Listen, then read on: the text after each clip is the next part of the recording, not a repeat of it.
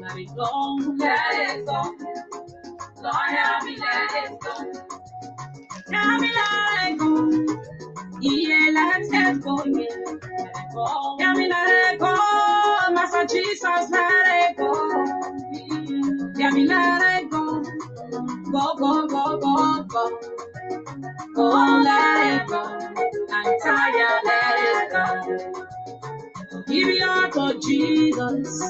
Let it take control. Just sit and watch it. I know it hurts you, and I know it's painful. No way to wait, so you have to let it go. Your best friend is not a secret in this. Let it go. Your wife is getting married to another man. Your husband are falling in love with another woman. Don't let it bother you. I say let it go. If someone overlook you because you live in zero, if they insult you because you don't have nobody, if they say you will continue to be a zobo, if they say you will continue to be a prostitute, if they say you will continue to be a beggar, you will not marry, you will not bear your own children. If they say your need is for a borrow, Sunday go to meeting, mommy can say no, Johnny, ginger. Just let it go. Jesus will change your story. Let it go. Let it go. Let it go. Let it go. Let it go. Let it go. Lord, help me let it go. Help me let it go, man.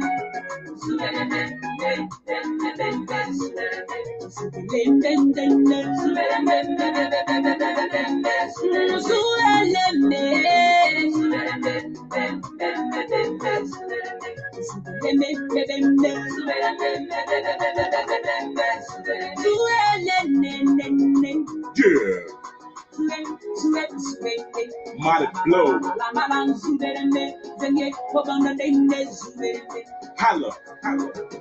Nobody do it like you do it, you a true God. Yes. You always hear me when I say my prayer with few words. But Jenna said, if they play in this new world, be the power every day, and while I'm still a good boy. Jehovah bigger than your problem, so just let it go. Just keep on praying, he will make your blessing overflow. To be the best and more the rest, you gotta pray more. The God of Abraham, Isaac, Jacob, the God of mighty blow. But there is power in your blood, and while I'm giving praises. Yes. I gotta think that David did, they think I'm getting crazy. But love is how you make it, brother, may not be in history. Every time I sing, I'm on my knees, begging God for mercy. Thank you for your love, blessing, and forgiveness. You solved my problem, Lord, you took me from the wilderness. Now only you can feel my struggle when I'm very stressed. So my papa bless me, then my enemy, they getting best. No matter what the problem is, man, just let it go. Your delay is not your denial, everybody know. Just keep on trusting in Jehovah, he will give you more. He took me from the grass, he can take you from the rock and roll. Yeah.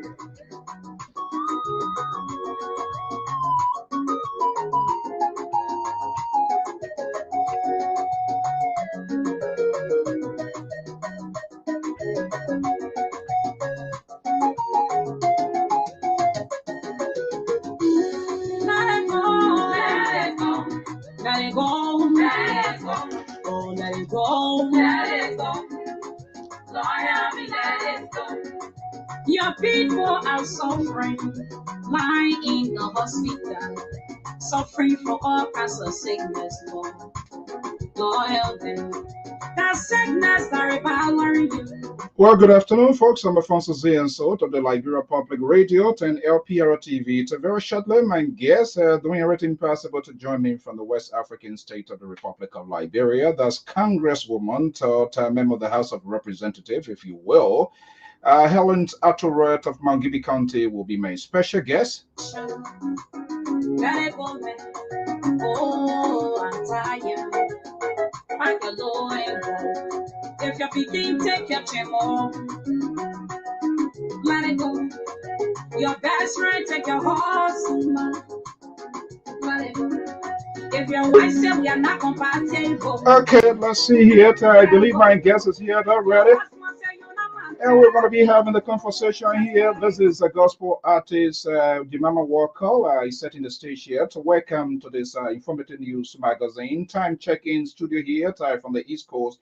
It's 4:01 p.m. Eastern Standard Time, and it's a little after 8 p.m. in Liberia, to where the guest is already here. And we're going to be having this conversation very shortly. Mama, let it go, yeah. Papa, let it go. It is painful, let it go. Okay, it is painful. We're going to let it go. Let's get the program going. Good evening to Liberia, good afternoon, USA, and the rest of the world. I'm Alfonso Z, and so right here at the New England Bureau of the Liberia Public Radio. In quest to hear from our national leaders, we're going to be having a conversation. This time, we're going to be taking you north central Liberia. Remember, the country was established and during the interim assembly government, that's 1985, I believe, becomes full-fledged political subdivision.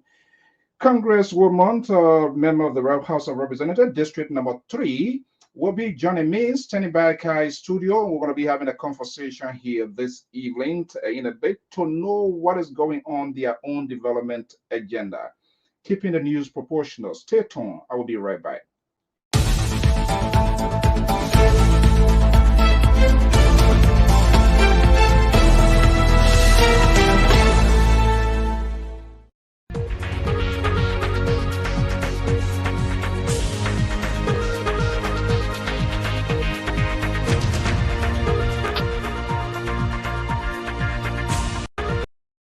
Okay, good afternoon, so good evening. I'm Alfonso Z, and so right here in studio from the New England Bureau of the Liberia Public Radio and LPR-TV. We want to welcome our viewers and listeners across the globe, wherever you are. Thank you for sharing this beautiful May Week Wednesday with us here. Apparently, there might be 2 programs here this evening, but part of our quest to have a conversation, 10 dialogue, and also holding them accountable no matter which side they fall on. We extend an invitation to all stake actors, political leaders, and decision makers in Liberia. The banner you see behind me there is the first branch of government. And for the most part, you, all of us, and everywhere, that where we believe other challenges and issues are coming from. They are the people who are there representing our interests, whether we voted for or against. The matter here, we must accommodate them to have these conversations, and it must be done in a civil context to know exactly, to give them the fair share of the understanding as to how they do business on Capitol Hill, which happens to be the first branch of government. Well, it is a tough ride. Consider what is happening in Liberia. Women are not actively involved in politics. One of those is the Congresswoman from Margibi County, Madam Helen Attoh Wreh, is representing the people of District number 3 of Margibi County. We extended an invitation and she has consented to be here. We're going to be discussing a lot of issues. Some might be painful and some might be, but we will give her the fair share to get her side of the view. Big of all is the 1530K. What is her own development agenda for the people of Margibi, especially her constituent? These and many more. We're going to be having this sort of conversation here. And hopefully, if time permits us, you as our valuable listeners and audience, you will also may likely to participate in the process as we usually. However, we call on, and this is a tradition here at this network, we maintain civility, respect. We disagree, we agree, but we must be able to have a conversation as it should require. So let's get the program going. I get a signal back there. We're going to be bringing her here. And if you are from Margibi area, I believe that used to be a Marshall territory, and then later on the growth of the country, and then eventually became a full-fledged county in 1985 from the decrees of the International Assembly. That was around December. And so it's just right outside of like Morovia itself. So we intend to know what is going on and how this congresswoman is doing, our decision-making process and all of that. We're going to be having a lot of this discussion here this afternoon. As soon as I get a signal of her coming over, we will be able to bring her in. Just bear with us here as well. And we'll do everything possible to get this conversation going. Our understanding, she also member of some major committees right in the House. She's co-chaired on the Margibi's caucus. She's also co-chaired on state-owned enterprises and autonomous agencies of government.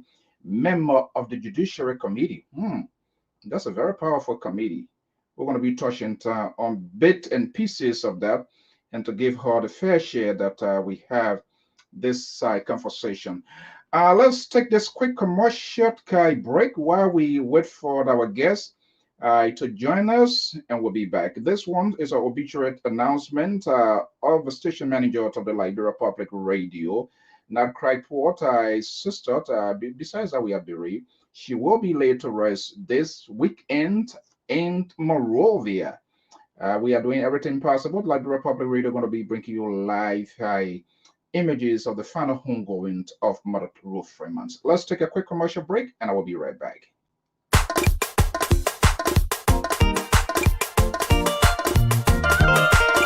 It's Pekka Jr., the marvelous producer. Life so beautifully lived deserves to be beautifully remembered. It's with profound sadness and great loss that we announce the death of our beloved sister, Mother Ruth D. Freeman of the ACFI Church. This sad occurrence took place on June 19, 2021 in Monrovia, Liberia. Funeral service of the late Mother Ruth D. Freeman will be held on Saturday, August 7, 2021 at the St. Moses Funeral Parlors from 10 a.m. to 12 p.m. The remains will then be taken to the Douazan Cemetery in Margibi County for burial. Repast follows at the deceased's residence in Thinker Village, Montserrado County.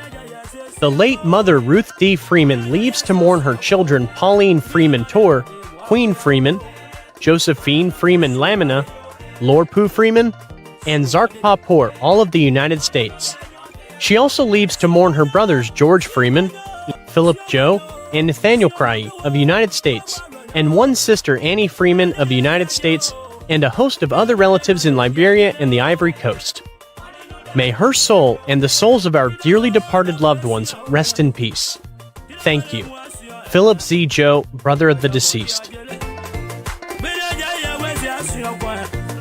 Okay, well, that's obituary announcement. Our prayers and thought goes out to the bereaved family, and as we say, we're going to be doing everything possible that we can to bring you live images for the rest of the families outside of Monrovia to Liberia as well. Well, my guest is standing by. I'm going to be bringing her in here very shortly, and we're going to get this program going. But this is what happens during the end of the week, courtesy of our sister network crew that's, I believe, Front Page Africa, and I'm going to be bringing her in. Colleagues, people who I don't know, in the total number of 26 persons that volunteer to help them with a zinc, that they should really in the district market. Let's be honest with what we do. It's not about politics. Let's be honest with what we do. Let me bring in the Congresswoman here. Time is fast spent. She's in Liberia. Let's see here. Okay, here we go. The Congresswoman of Margibi County, or Representative District number 3 of Margibi County, or the Honorable Ambassador. I have to call all of the titles before I face Opino when I get to Liberia there. Attoh Wreh is joining me from the city. Are you in Monrovia or Park City? No, I'm in Monrovia. Oh, in Monrovia. Okay. Okay, I want to say thank you so much for taking up your time to join us here, for honoring our invitation, for being so spontaneous in getting this program on the way. I'm not a guy who usually praise politicians, but saying that we can smash you guys if you did it the right way too, we must admit. Good evening and welcome. That's good. Thank you. Okay. Okay, let's set the stage here. I know it's a little bit late. We get this program going. You have to do the people work. For the benefit of our listening audience, just introduce yourself and we'll get right down to the wire. Oh, good evening from Liberia. I'm Honorable Ambassador Ellen Attoh Wreh, and I represent the great people of Margibi County, District number 3. It's a pleasure to be on this show. All right, there you have it, quick and fast. All right, okay, let's get the ball rolling. By the way, for those of you joining us, you can tune to our LPR page, the official website, our YouTube and Twitter handle. Simultaneously, you're going to review this here. Okay, Madam Bai, thank you so much and for coming here. Let's start this conversation. What got you into this whole politics in Liberia? And I know it's a rocky road, how men bully people. We don't want to have the woman to be at the back, to be a servant, to get our breakfast and then ongoing. All of a sudden, you jump in this troubled politics is what unfolding in Liberia. How you came to this point? Um, I will first begin by letting you. I'm speaking to you from a residence in Monrovia, which is near the road. So please excuse me if you hear some horns of the vehicles. That's So life that please, you need to pardon me for that. Yes, but once it becomes unbearable, just let me know. Then I will try to change my location. No, we will deal with it. That shouldn't be a big No, problem. You are okay, audible. thank you. So I always say that whatever you do it with all your heart and be sincere, to what you do. So fast forward into how I became a politician. My husband is a seasoned politician. He's Prince Attoh Wreh. So he's the person that actually had the ambition of becoming the representative of Margibi County District number 3. He contested the very district that I represent now in 2011, but he did not win. So the good thing, he did not turn his back because he started to work since 2008 to 2009. So I joined him in the process and I started taking over, working along with the youth, especially the young girls, the young boys, the teenagers. So I started mentoring them. Then I moved forward to the our older ones, what we call the old folks back home in America or other countries. I know you refer to them as the senior citizens. I started working with them for the period of 2-3 years. So because he was an official of the past government, an appointed official, he was the one that was supposed to contest 2017. But prior to the election, like few maybe months to the election, then the code of conduct came into being. Oh my So we God. said to ourselves, no, we shouldn't contest the code of conduct. We should give our support to someone else who maybe will share our party platform or our organization platform. So we went back to the people and they said, no, for the past 2-3 years, you've been working with our mothers, we've been working with our children, and we know how effective and efficient you are. So if the husband is not available in the home, the wife should be able to take the lead. So we believe in you and we know you can do it. That was done within a very short period of time. So I really did not have the opportunity to explore so many options or to really embrace myself for the actual politics in the field. But however, we wanted to ascertain whether what the people said, where they really meant what they said. And we asked for a meeting of 300 persons to validate. Surprisingly, we got over 700 persons who came, mostly to include the women. And they told us they were very serious about what they said. They meant it, and they were willing for us to work instead of us trying to share our platform with somebody who, in the long run, may not try to believe or to uphold the value, the norms, and of our platform. So that's how I had to take the lead to honor their request and get into the race officially in 2017 August. 2017. That's an amazing story. If I could put it in the Chinese context, it's like Yes. Light Dragon revenge the death of Bruce Lee. Since your husband could not go, it's like, you know what, the people have come over, so I have to. How long Right. it take you to process that decision making? How long you guys take to discuss that? Because and I think from what I sense to be hearing from you, it was in obedience of the law because the code of conduct to require people Of to resign within a certain period of time in order to contest. Correct? Why he decided to do that? I can say from the first ruling that we received with one of the contestants at that time, we knew that it was based on or discretionary judgment, because some of the one of the contenders that was prevented from contesting based on the court proceeding, and whereas other people too were able to register to contest. So it became like a discretion or something. So we couldn't really base our hopes on that, that whether we would succeed or not. So the best thing was to do that. What we wanted then and what we still want now is the interest of Liberia. So if we can work with somebody to ensure that we can do what we can in our little way to help the government in terms of helping our people directly, we felt that was the right thing to do, instead of us being adamant that it must be him or he must try to maybe contest the code of conduct. So based on that backdrop, we thought it was prudent to either give our support to somebody else until the people turn the mandate around to say, I am that somebody they think would be prudent to represent them. Wow, that's amazing. Very few people try to play that sort of ultimate gamble.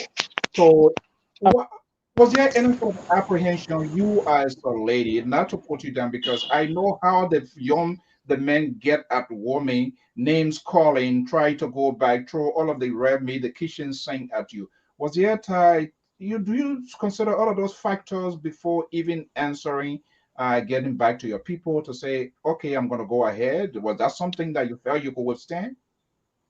Yes, because one thing is the way politics is nowadays, you have to embrace yourself, because your family get dragged into politics. Your kids who are even innocent below 18, who has limited or no information about politics, are even dragged into it. So if even I was going to contest, or my husband would have contested the elections, whatever that he would have done, positive or negative, I'm positive that I would have been dragged into it. So at that point in time, I really didn't care, because I know whether I like it or not, I will still be dragged into it. And I'm also a student of sociology. So I Oh, did rural and urban sociology, so knowing the way of life of the people. I just felt that it wasn't something that I should take a longer time to make decision, because the first thing, the guy that was in the race at that time or wanted to contest, mhm, his verdict was passed on a Monday. So I mhm. had between that Monday and Friday, which was the deadline for next registration, to To make make it, my decision, oh of my, course. So basically, I already had no time. I was only struggling a little bit, because I had just gotten a promotion to at my job. I used to be the head of private banking at the Guarantee Trust Bank, Liberia Limited, just GT Bank for short. So mhm. imagine being in the private sector, just got a promotion, Coming into thinking that I was, of course, and then leaving everything to go into government. It was kind of a difficult, but actually, I never really had a time on my hand to finally make that decision, knowing that the time period was actually too short between Monday and Friday. So the first thing I had to do was to make use of that opportunity and just register as a candidate. So wow. at that point in time, I could choose not to participate. Maybe I would just be there, but do less or no campaigning, but just to maybe appear on the ballot box or so. So that was the first thing that I had to do, was to ensure that I get my registration done. Wow, that's great. Okay, so let's establish your political identity for the benefit. Yeah, they're gonna be calling my man. That's okay. Let's Yes. Sorry about let, that. let's establish your political identity. Which political party? There are so many in the country that until some of us we can get there on top of our You head. confused? Yeah, which I'm a party? member of the Liberian People Party, that's LPP. Liberian People's Party. Yes. How you Headed came by to H. Burma family. my family? Okay, yeah, that I know. Yes. Well, I'm Mhm. trying to let it out of the to let it out of yourself. How you came to join that Okay. party? Why Okay, LP? so it was, as I explained to you, based on the period, but most of the people in the party are not definitely the hierarchy, but the youth wing, especially, most of them are people that interacted with either through the private sector, my job side, or from school. Hmm. So they knew me, and as a student of sociology, also they knew that I was involved into rural and urban activities. So knowing my background, my activities that I was involved with, I think it was easier also, because at that point in time, parties who were trying to uphold to the mandate from the election commission that says 30% women should be presented upon registration. So people were also scouting out women, potential women that could be able to go on the party ticket. So a couple of them, when they heard the news, they came to me, and we had a lot of consultation within the short period, but sometimes 2, 3, 4 per day from different persons. But we're able to make that decision. I think LPP will be okay for you to go on that party. So actually, I cannot say to you, I don't want to lie on this public media that I'm a founding member of the LPP. No. So based on that backdrop, I try to agree to them because I look at the platform. I think it was something that I could work with, similar to my own platform as the movement of simple change.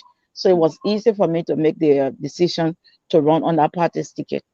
That's quite fascinating, but so it was not just only about let me get in the race, but you were looking at something that sort of Of matched. course, yes. I speak to Right. your okay. You knew that you're going to win the process. You're going to win the race. I was positive because election results is based on the people. Hmm. So I believe that even for my next term, the people should be able to tell me that yes, we think you are doing well. We want to take you again. I cannot unilaterally say yes, I'm contesting without a base.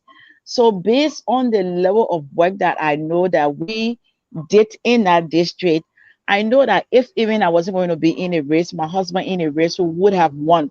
So for the women, the youth to come in to make that decision, and then with a meeting that we call expected 300 persons, and we had almost 1,000 that we could not even control. After it was a sign of victory. So it was just on me to be able to put in more effort, more time to ensure that the hopes were not dashed, which I did. It was very exhausting, challenging. Imagine you have to campaign vigorously over the shortest period of time. But at the end of the day, it was worth it because I saw the support from them throughout, from start to end. So I believe the words to me that they just didn't say it, they just weren't mere words, but it was something from their hearts. Okay. Wow. Okay. I've played a softball with you. Are you ready for us to play the hardball? Yes, I am. Okay. Do you recognize this building that Mhm. behind me? Yes, I do. The Is House that of where you, Legislature. that's where you work? Yes, that's where I work. Which floor do The your which Capitol building. Capitol building, the first branch of government? Which floor your office is Yes. located? My office, when you enter the compound, is on your right hand side, to be precise, on the second floor. Okay. All right. Let's go because and the reason I'm asking this sort of consequential, and I'm quite sure you prepare for that because we out here, including myself and everybody, we see the Capitol building to be like a bookman. People feel that's well thinker, but it's good to talk to people to get their side of the story. You are a member of the not Liberty Party, LPP, Liberian People's Liberian Party. People Party.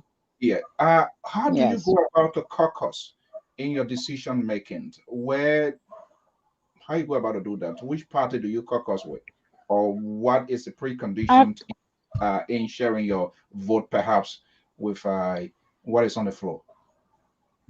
I know that that's a political theater, but most of the times, like I'll tell you, 95% of the times, I vote in favor of the Liberian people.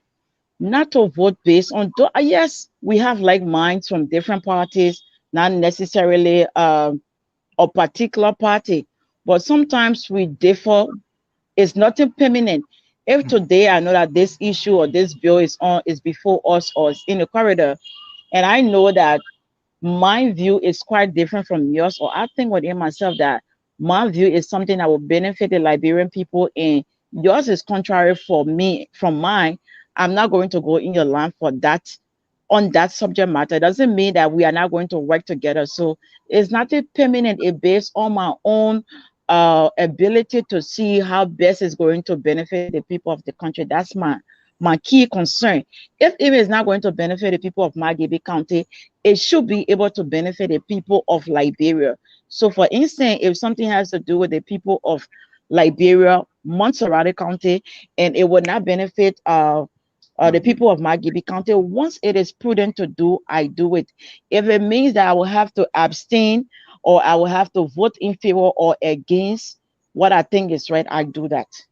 So normally I don't really rely on caucus or not on the majority to say so say or one so say or no. It's not that way. So it's quite a little bit. So what I try to sense out here, more or less, you also work across the party line. It doesn't matter who Yes. proposes you, but as long as in the No. interest of the country, and you take a comprehensive reviews of the bill before even making your vote count, or they just overrush things overnight. We got to get this done because we are not out of time. Do you stand your ground when it comes to this? Yeah.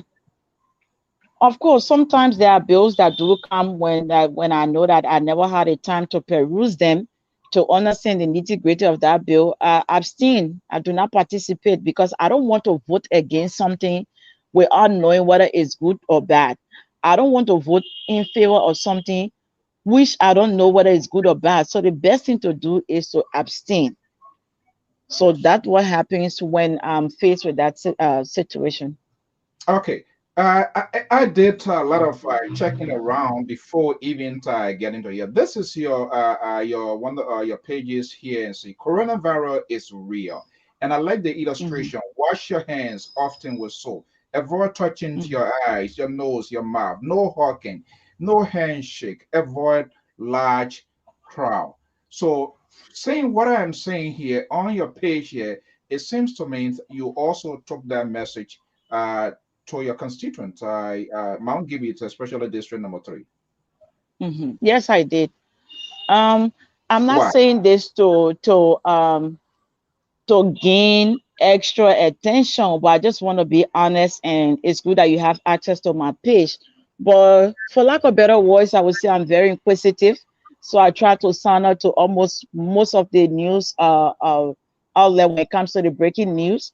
So Mhm. when the coronavirus broke out, I started getting alerts from different media outlets with the breaking news, how severe it was. So I quickly jumped on the exercise and I started with the awareness in my district to include the sharing of buckets, detergents to schools.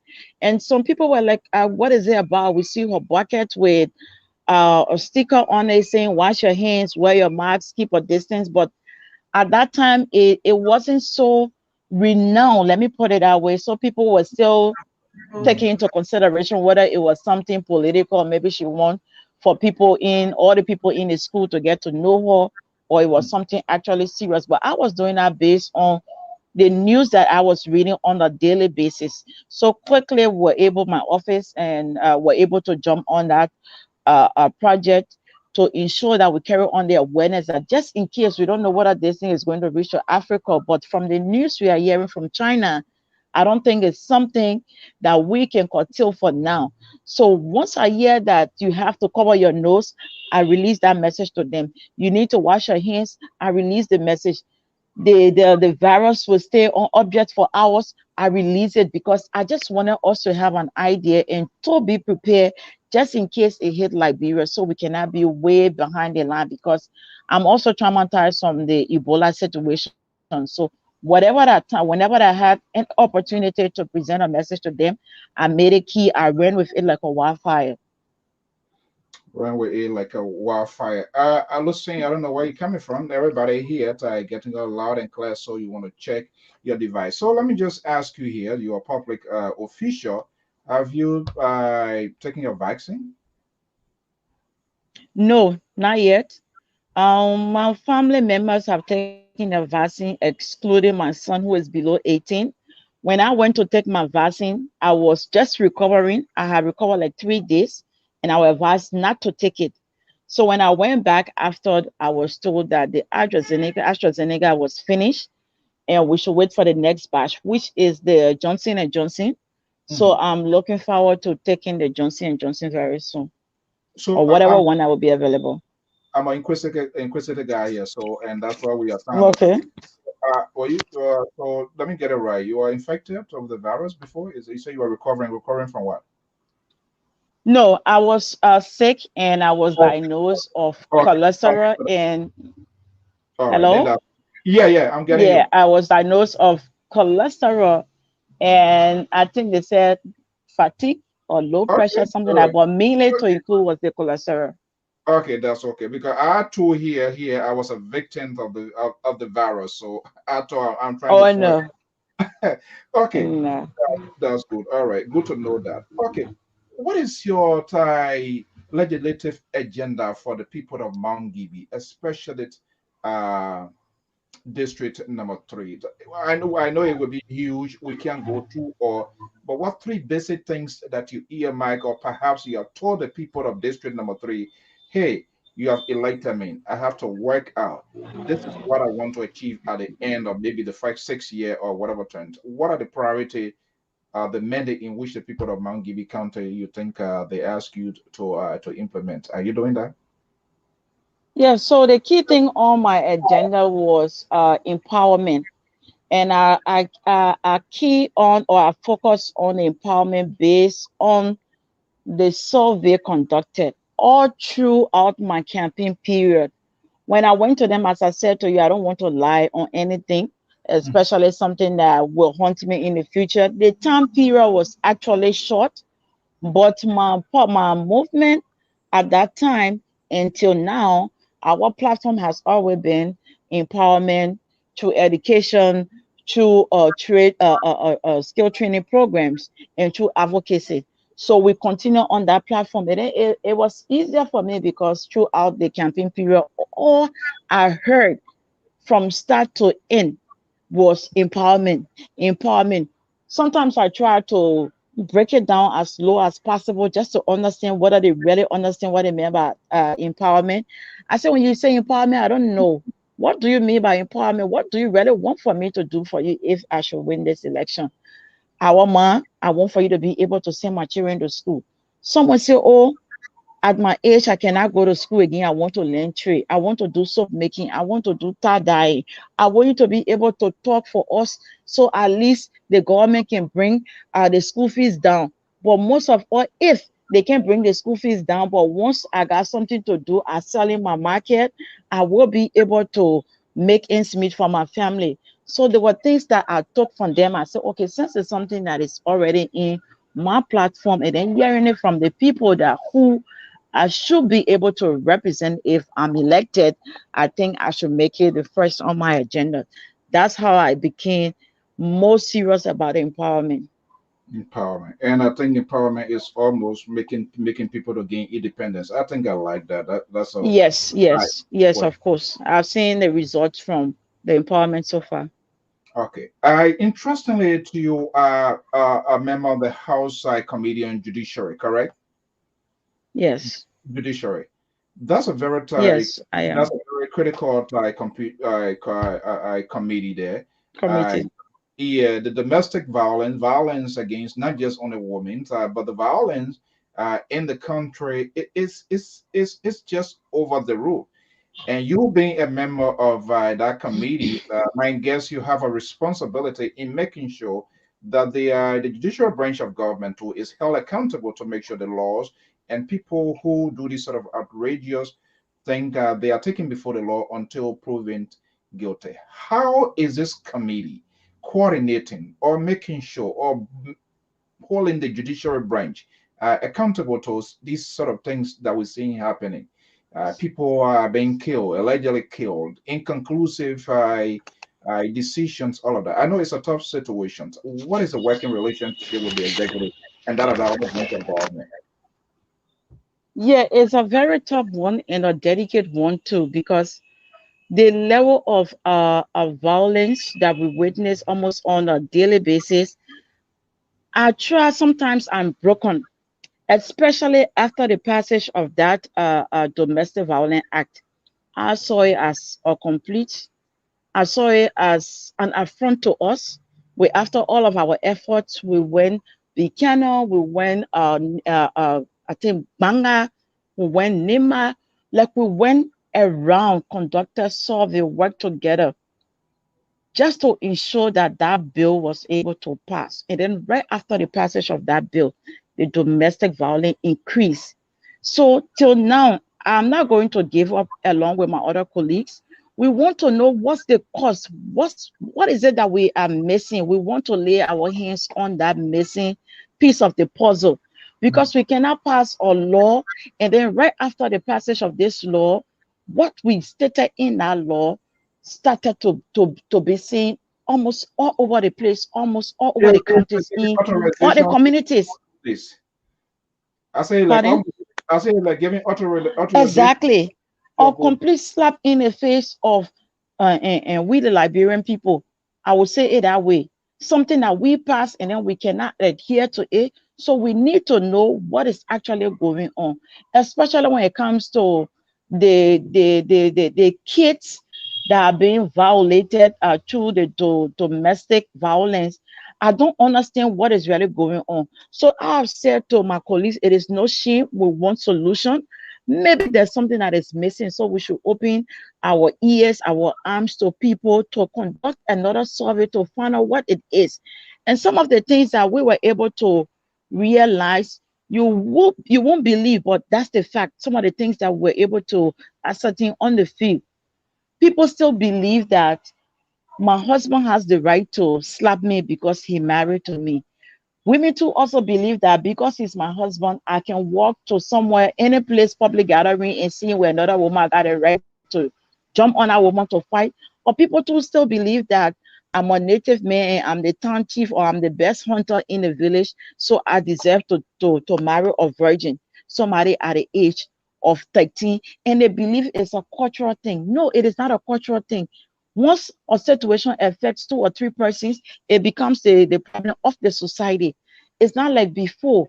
So let's know we are not trying to take away the cultural value, but wherein you will have to violate the right of somebody, it is an issue. You should know that it's no longer a cultural value.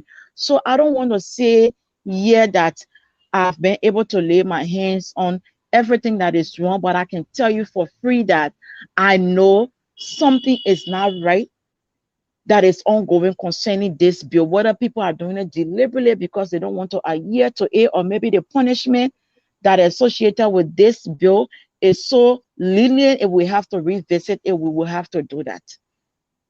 But Wow. I believe that something is missing. We need to go back to the drawing board.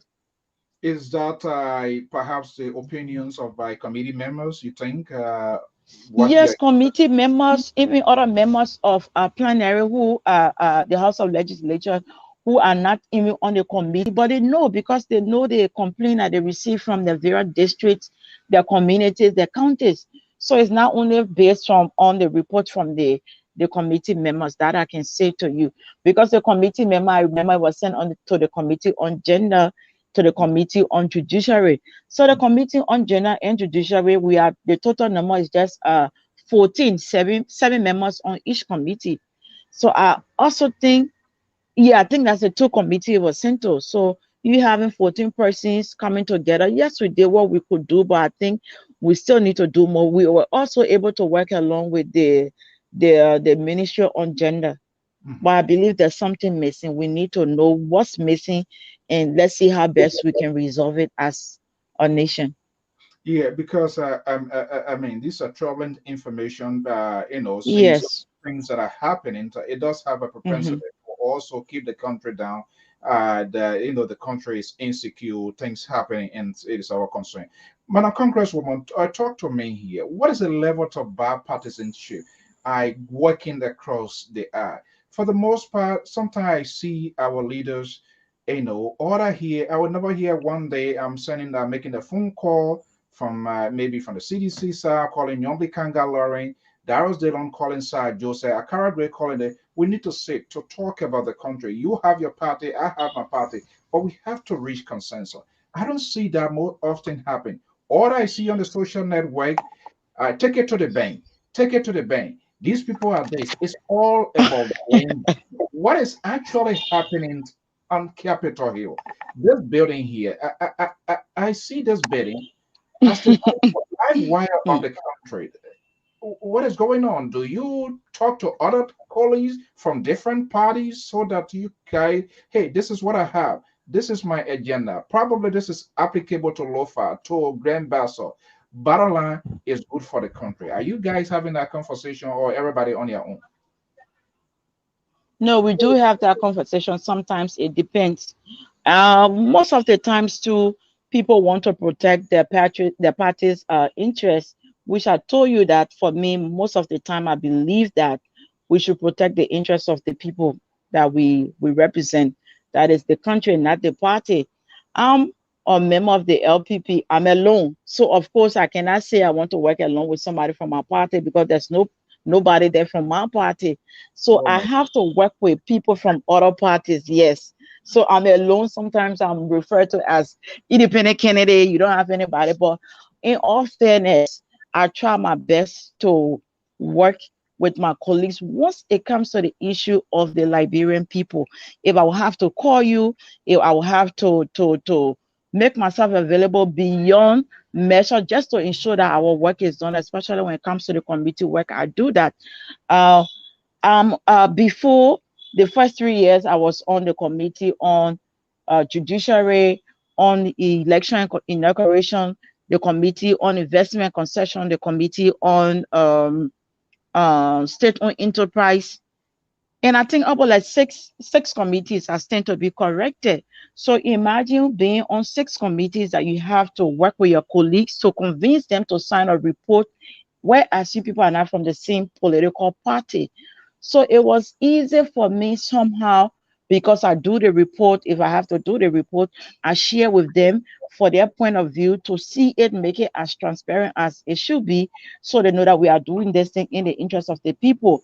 This is what we want for the people. It's not just me wanting this thing. And so we have had that relationship. It might not be done in the public, but I can tell you behind closed doors, we do that. And of course, people will want to come on the social media to show how much they are committed to their party, but it doesn't mean that behind closed door they will not lobby with their colleagues. I can Yes, say that to you. yeah, Yeah. that's great. Okay, Yeah. I know you have office this building that you are looking at right behind me. So let me ask this question. Probably it might be insane. Do you have an office in Margibi County in your district as well?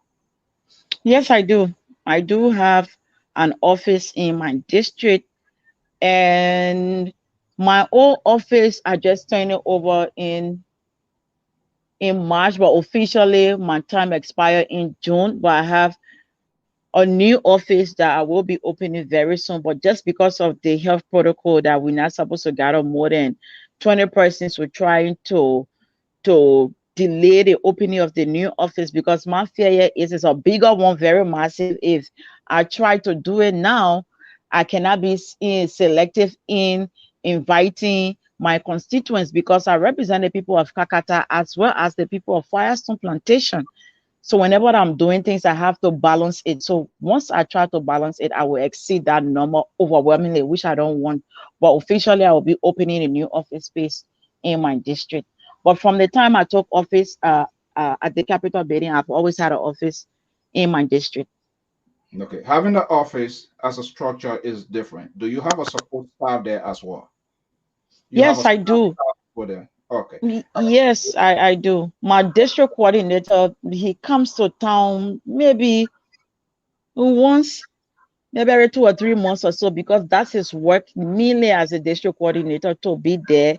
So we have other people. I think we are entitled to 15 or 16 staffers, and basically I have like 5 maximum that do go to the Capitol building, but majority of them stay in the district to ensure that the office is open to get information regarding the people to see how best we can handle it. So we try to balance our work based on in between, sorry, the data of the request from Capitol building as well as the request from the district. Okay. I was doing my search to get you here and I managed to pull this here. How this came about and why? This place you see, I wish you had seen the picture before what it was and what it is now. That bridge was brought to my attention during a campaign period, but it was so the time was so short and it was so costly for me to do. I could not do it. But that bridge, it joins our 2 major communities to include the Datuta community and the Mandingo Quarter community. So normally people were passing on something like Monkey Bridge. Hmm. I wish you had seen that picture before. It was so risky, it was so deadly. We tried to patch it up and it just wasn't okay enough. So by the time I was able to lay my hands on some money, sometime last year, I felt, no, this is the time. Okay, that bridge was actually captured during the county sitting. It was the request of the people. But then after the survey was done by the county resident engineer, he said no. With the fund, the money that is allocated to district number 3, we need 2 times that amount to do that bridge. We cannot do it. If we do it, I mean, we'll be putting all the money into one community. And of course, the decision are made by the people as to what kind of projects they want. So it was kind of a discouraging, but that, you know, once it is something that the people are in need of, I will love it. If it will cost me my salary to be saving and have a target, a time to do it, I will have to do that. And by the grace of God, that's how we're able to construct that bridge, where now it is a relief to the people of the both communities. So you come in, I don't know how well you are familiar with Kakata or to the listening audience. Once you reach to BWI, that is, you can use that road to use that bridge. If you pass by BWI, the junction there, it leads to the Mandingo quarter. So normally people will have to pass all the way around to go to the Datuta community. But with that bridge now, you get down there, it's easier for you to get across and go to the next community that takes you to Datuta, to Walker Farm, to Holder Farm, to Pella community, throughout to the Firestone Plantation. So it appears those people in the area, they were completely, maybe we can say, have disconnected, because how do they even get to town in the absence of that bridge? That seems to have been the case. Yes. No, they could. Sorry about that. They were making their way to town, but it was a complete risk, honestly, especially crossing with the kids. Sometimes when the water is not too full, they will have to take out their shoes. Honorable, is it possible to adjust your camera a little bit down? Okay, yeah, perfect. It's okay now? Yes. Okay. So they were still using it, but it was a complete risk. As I said, when it rains, they will have to remove their shoes, their clothes to cross through the river. So let me put it that way, the river, the water. And then after that, they will wear their clothes and their uniform to go. So it was a complete risk. So sometimes you find people there waiting to help put children on their back to cross them, and then they get paid for that. So it was very chaotic. It wasn't something to imagine. And then the children, sometimes you're not there, they come from school, maybe the next person from the other end not there on time to help to cross, then they try to take the risk to cross all by themselves. So it was very risky having that bridge there. And I was told, as it was. Okay, and I was told after that you put a light there for some sort of security. Yes. Is it still there today? Yes. Yeah, the lights, yeah, they are still there. There are 2, one from the Mandingo quarter end and one from the Datuta end. That's the 2 community, or the 2 first communities you enter once you cross the bridge. So I put light there because I started getting feedback from the people of the community, like, okay, so now that the bridge was okay, they knew that it was busier than before. People were crossing most of the time. So I think people started taking advantage of that to wait for you in the dark, knowing that, yes, by all means, they're not going to pass around or use the bridge to try to rob people. So when it was brought to my attention by the Community Watch Forum, I felt the best thing to do was to electrify the place, to scare those that were involved into such activities, to scare them away. So the lights are still there. All right. We are about to talk on something that raises an alarm recently at home and abroad and other places, including myself and others. There were a lot of names called. But let's take this quick break here so you can get a glass of water, and we're going to be right back. Folks, I'm talking to Excellency Madam. Let me just take the quick break here, and we will be right back.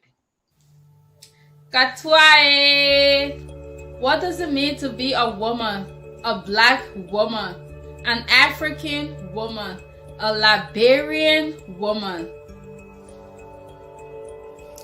To be a Liberian woman is Jiglunu, which means remember. Remember that you are strong because of your experiences and to always be true to who you are. Yakama jiglunu. Panyefe menugaga yenyengu swi. Yawega kodilai. So I'm Alice Johnson Hina, and I'm gonna talk to you on failing and not giving up.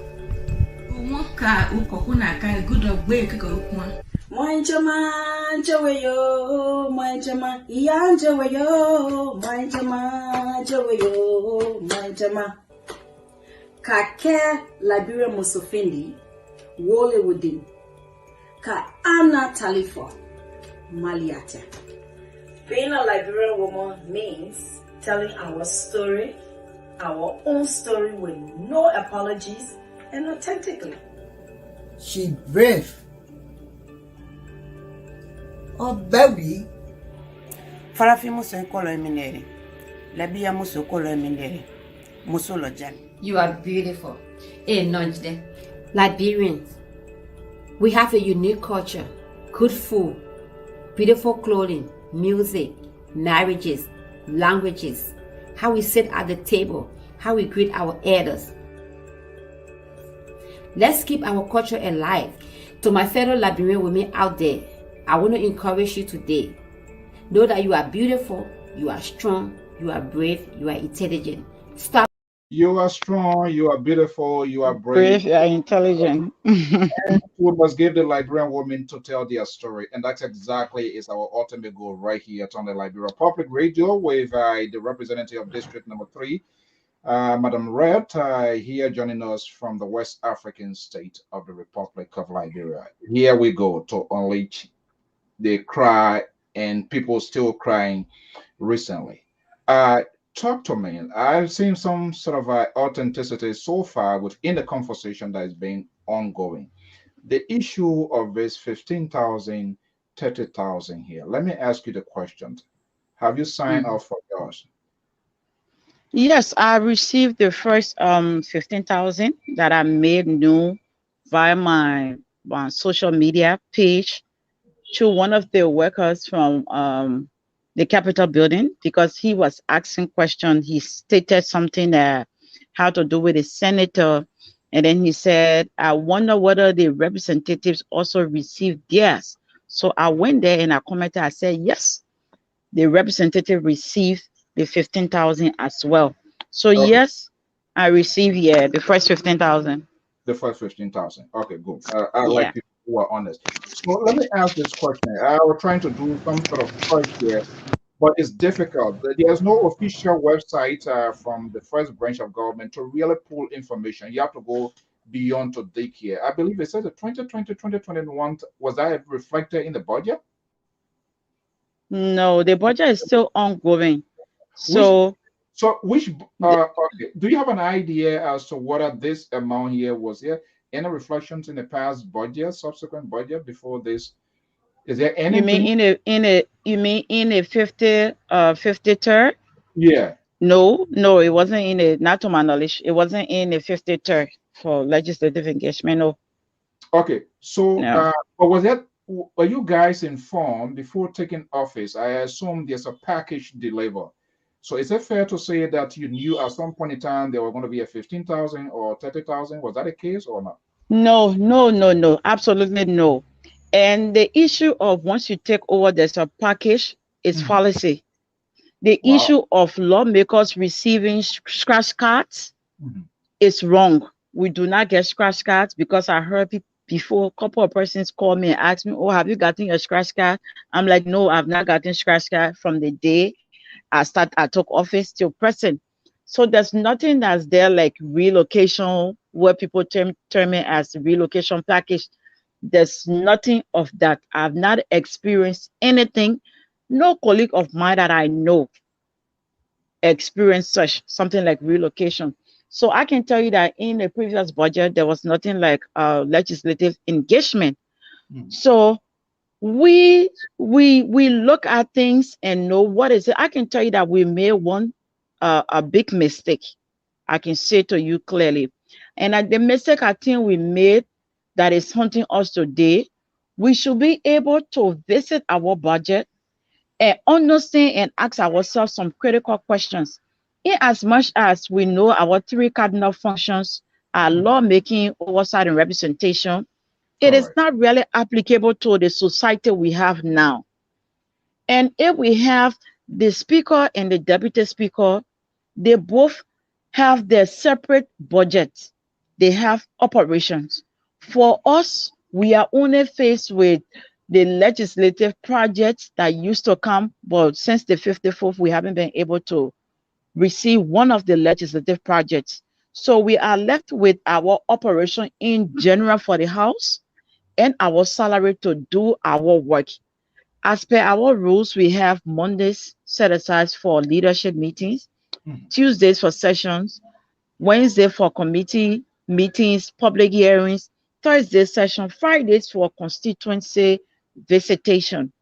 How do we go to our constituency? How do we interact with the people? How do we call for town hall meetings? How do we get to know the plight of the people? So I think if people say today that I think you made a mistake, I just do not brush them off. I try to listen to see how best we can fix it, because this money in question, the 30,000, was actually after we raised some of those issues. No disrespect to the 52nd or the 53rd, but I can tell you for free that things that happen in the 52nd, in the 53rd, they are not happening in the 54th now. There are a lot of eyes open up, maybe due to the media that we have now. It's easy for you to research and have information, unlike before when it comes to the usage of internet. So now you can have more access to information than what it was in the 52nd and although in the 53rd. So I can tell you that we knew that there was this line for legislative engagement, but it wasn't meant to come in lump sum as it came, I can tell you. So this is the breakdown. You have 30,000 for legislative engagement. It's supposed to come by right $416 per month. So if you do the total, the 400, you do the 30,000 divided by 12 months. Of course, it's 5,000 per year. If you do, sorry, if you do it divided by the 6 years office, it is not something that comes every year. No. So it was put in a budget for us to have it to be able to carry on our legislative engagement after a lot of consultation. So you're supposed to have 5,000 per year, and you budget to know that every Friday when I'm going to my constituents, I'm supposed to call town hall meeting, which require transportation, water, or food or whatever, because you cannot call the people, especially some of us who are in the rural area. You cannot call the elders, call the people to meeting, and after that, you do not transport them. They will lose interest in your meetings, and you will not get to know the plight of the people. But I can say to you that maybe with our error or one of our mistakes, we did not really exert ourselves or to demand that we have what we were entitled to, and we allow it to drag by the executive branch and to receive it in lump sum, the 15,000. So at the point in time that it came, it became something that was so annoying to the people, knowing that we're experiencing COVID. Why are the lawmakers taking away 15,000? But I'm sure if they are getting a breakdown that it's actually 5,000 per year, and you will do $416 per month to be able to go to your constituency every Friday, I don't think we would have received the lashes. And another thing that we can do is to see how best we can allocate. Not to interrupt you, Madam Congresswoman. From what I'm hearing from you, this seems to be like something that I cannot play out. And I'm happy to have you here because I haven't heard anybody, maybe elsewhere, to provide a kind of explanation that you are providing. And this is why it's good to have this sort of conversation. I didn't know that. Yes. I never heard that. Nobody had ever talked about that to say, okay, if you are being like on a monthly basis, maybe a delay, and that's how it has added up to get us to be to this point here. That explanation has never been provided. A delay, and I can say to you, maybe some of the reason why I'm explaining to you from a fingertip, even though I'm not on the budget committee, I'm not on banking and currency, I'm not on waste, means and finance, but my background is finance. I did banking and finance when I was at GT Bank. I got a certificate in that. So Some of it I'm curious to work along with the budget, even though I know I won't have the voting right, but it's just good for me to know what's in the budget and get to understand it. So I can say to you, the timing was wrong. Some people say it was a setup, it was a witch hunt or what, I don't know, but we are politicians, you cannot rule anything out. But why will you delay this money that's supposed to come to us every month, or you do it every year to ensure that we can do it? You gave us the money, you make it available, 5,000 per year. We know that we are on a legislative obligation to engage our people. That's the only way you will get to know the happiness of the people. So how you will go there if you want to utilize the 5,000 within 1 month, it's left for you, how you build your relationship with the people. But just know that the 5,000 is there, that $416 per month, for you to at least be able to conduct your constituency visitation, your meetings with your people, to know, because that's how you will know the happiness of the people, the requests of the people, the need of the people. But that did not take place. We were running after this money. Look at when the budget was passed, and just look at the timetable when we received the money in question. And then the $1 million question is, why is it that other ministry or other offices from the executive branch, they are running their offices, they are performing, and we had to wait until the dying minute with a lot of effort before the demand, before the money came in? I say yes, the timing was wrong in the eyes of the people. Who was holding that money? Pardon? Who was the So the money is in our budget. You have to go through the Ministry of Finance, of course, to be able to get your money. So they got they got needs, that they got things that are of priorities to them. So sometimes when we present our request, or you have to wait the legislature, we do not have money now, so we are prioritizing the health sector. We need to facilitate their budget. You have to hold on. It is no secret. We cry. We have talked about it that there were times that we're not getting paid on time. We're not getting gasoline for 4-5 months, which is something that we need to go to work. So when they tell us that we have to wait, we don't have it. Of course, in the spirit of coordination, we have to wait. We cannot run to the Ministry of Finance and say we are demanding the money, or we will not say we will hold the instrument and we will not do any work until we receive our legislative entitlement. So we try to work in the spirit of coordination. Okay, we need to chill. You won't believe we have $2,000 every year for scholarship, $2,000 only. Whether you have students at a university level or even in high school, just $2,000. That money to never came on time. I remember it came, I think after 2 years, 8 persons received checks that did not even go through. The checks were returned. So sometimes those are the things that happen. Then we try to be more tough and say, listen, if it costs for us to appear to be money eaters in the eyes of the public, if you're twisting around, you will have to twist it around. But we will try to renege or to slow down our energy until you know that we need to be empowered to go to work. But I can say here today, if they think that this money is not justifiable, let's break it down to the public and make them to understand that we need to have as little as $416 to go to our constituents, or we turn it around, revisit the budget and see what that each lawmaker should have a budget for constituency visitation as it relates to the speaker and the deputy, because they got their own budget, so they know how to play around it. It's just the speaker and the deputy. What happens to the rest of the members? We have 73 members. So if 2% got their own budget that they control, decide how to allocate funding for the legislative engagement, what happened to us who are only counting on our mere salary? And mind you, we made an error, and I continue to say it after the election. It is no secret. We felt that we had need and things from our district, requests from the people that were urgent. So we had to cater to them. Some of us. Just bear with us, folks. I'm online here this evening with Ambassador Representative Helen Attoh. Okay, she's back. Go ahead. Yeah, okay. So some of us were able to take loan, and being a former banker, once you go for loan, the first question that the bank will ask, they're curious to know your primary source of repayment.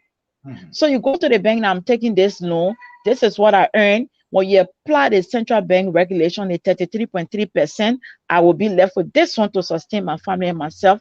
And this one will be, the bank can take this one on a monthly basis that will enable me pay my loan smoothly so my loan cannot go back. Based on what we were earning, we took loan against it in the middle of nowhere. After you have committed yourself, you took loan. Salary came down, it was reduced to nothing, including your benefit that has to do with your gasoline. Of course, it threw people backward. People had to restructure their loan, which is even beyond a tenure. They had to go for insurance to back their loan because some people loan will expire 2025. So your tenure will expire 2023. What will be your source of repayment? The bank is curious to know. So that was the first mistake that we made. How can we do that? And in the midst of that, you counting on your salary. The society, for lack of better words, the society is so gullible.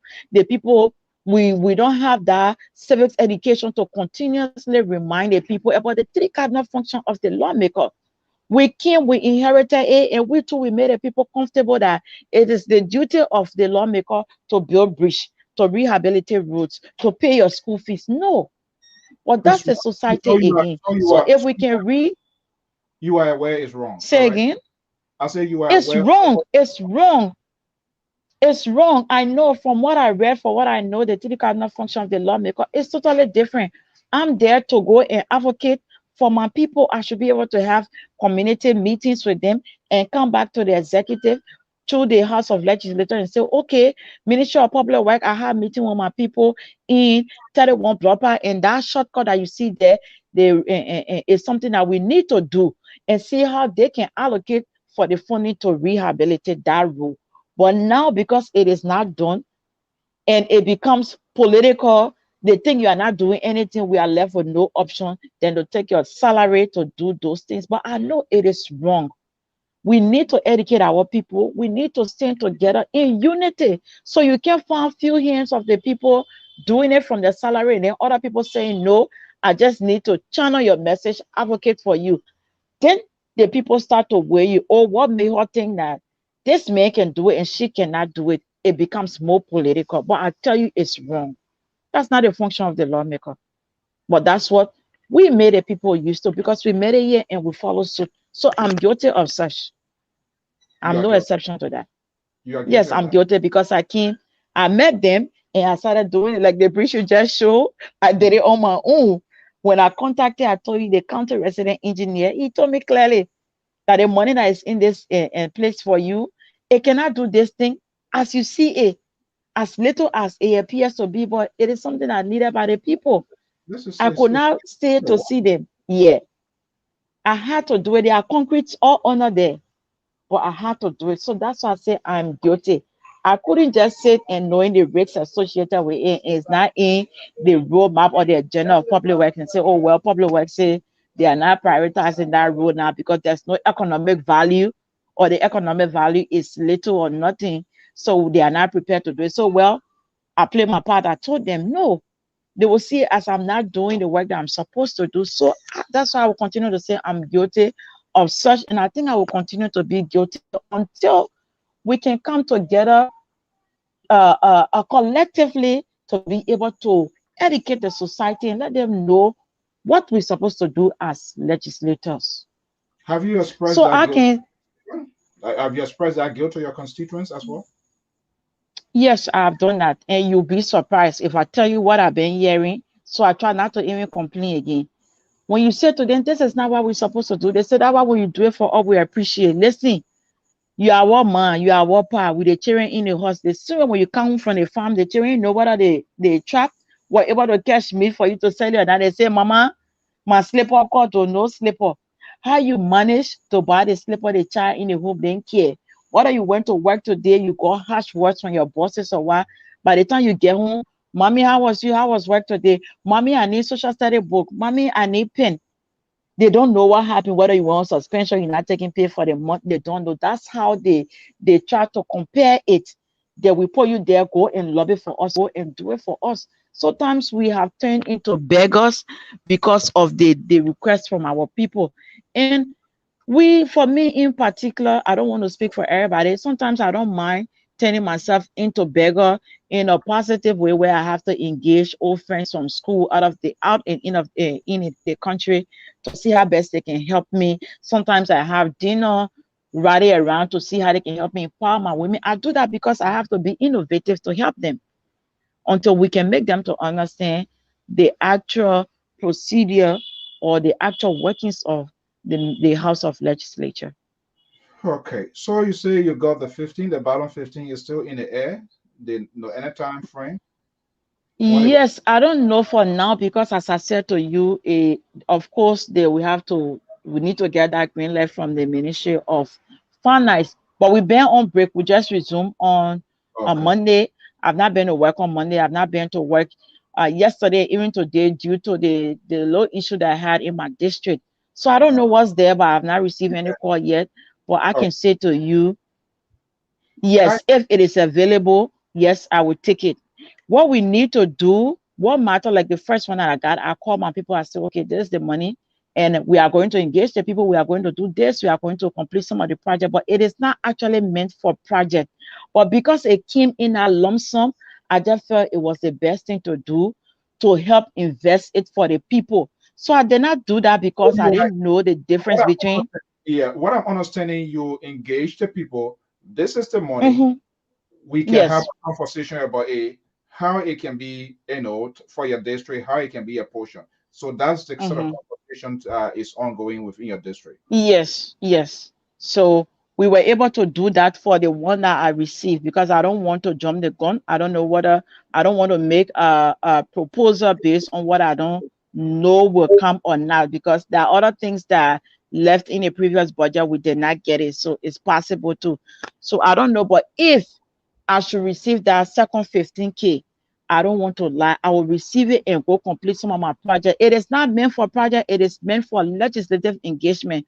But because it did not come as per month 416, it coming in bulk, I will use that bulk figure to do something that will be more tangible and more beneficiary to the people. But it's not meant for. I saw somebody tweeting projects. Here. Let me just, we always engage our online on here. I'm happy that we're having this conversation because it gives me a really better insight of this whole thing here. And for somebody to give a true confession, hey, this shouldn't have been this way here, but we can move forward. That's what I like. I don't like people who try to play that sort of political game here. Do you have students currently from Margibi, from your constituents, benefiting from any scholarship from from your office? A lot of them, to include I think I'll try to go to my phone and give you a few. Even today, one of my scholarship chairmen sent me a text message to say one of the school principal called him and to remind him, even though we just paid, to the extent I had to do memorandum of understanding for them to give me period to pay. And for the last payment, I'm behind schedule. So when the man contacted him, he was like, we just pay all the money here, was on the radio, you heard it. Why you contacting us? You got to give her a break because you know what's going on in the economy. So when I saw the text, and so I was so frustrated just now. This is how I talked to one of the principals. I quickly called the principal. I said, Papi, I beg you. I joke. I said, I don't want the old to kill the old. I shouldn't be fighting. Please, I will try to lay my hands on some cash to come and make a payment. I have students in the Giddings Polytechnic, I have students in KCC, I have students in Francis Michel, I have students in George V. Gibson, I have students in Lanco Lepe, I have students in St. Augustine. Oh, wow. Lanco Lepe is the cheapest, where the school fees is around 8,000 plus now. I have students in BWI, which So the least. How many beneficiaries do you get on top of your head, rough figure? I mean, over 300. Over 300. Over 300 students, yes. So even now, I'm not going to eat crab with shame. I even told them, I said, I'm going to go as according to the way the world sound. Scholarship, if you are no longer a scholar, you can maintain your grade, I will drop you because I already won't call down Brady. I cannot be paying a huge amount and you're not performing. Yes, but it is so costly. making F and then you say you get on scholarship. Yes, it's so costly. Even like St. Augustine, where the students are not even many, but the school fees is around almost 30,000 plus. So sometimes my bill is like 300,000, 200,000 Liberian dollars just for a school. So it's like the Yes. bill. It's like the bill go to a 14 on Capitol Hill there, but we don't know all of this here because the hair cover It's here. sweating, but people can see it. Yes. So me, I personally, I'm saying that if they think that the legislative engagement, the nomenclature is not right, we should change it, or we should remove the legislative engagement and revisit the budget line to ensure that there should be funding allocated for legislative engagement. I can tell you, I can still decide that my legislative engagement, I will keep it after every 3 months. I have a massive meeting with my people to know the plight of this community, maybe do 2-3 communities per time. So I can say to you, if we can look at that, we're representing the people. We are not heartless, we are not cruel to them. But the manner in which it came with a proper explanation, of course, we had to take the lashes, carry the money back. And then I asked somebody, I say, where were you? The budget is a public instrument. Where were you? They didn't see it. Were debating the budget. You didn't call your lawmakers to say, I saw this thing in the land movie. We did not hide it. It was there. It's in the budget. It is open. Hold on right so there. Ask question. So everybody knew about this. Is that what I'm hearing? Everybody knew about this 15. Yeah, it wasn't.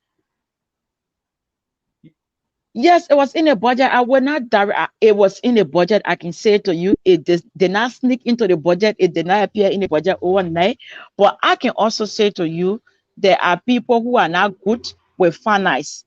There are people, when it comes to the finance area of the House of Legislature, especially the House of Representatives, they will say, Honorable Attoh Wreh, we need to work with this committee based on my background.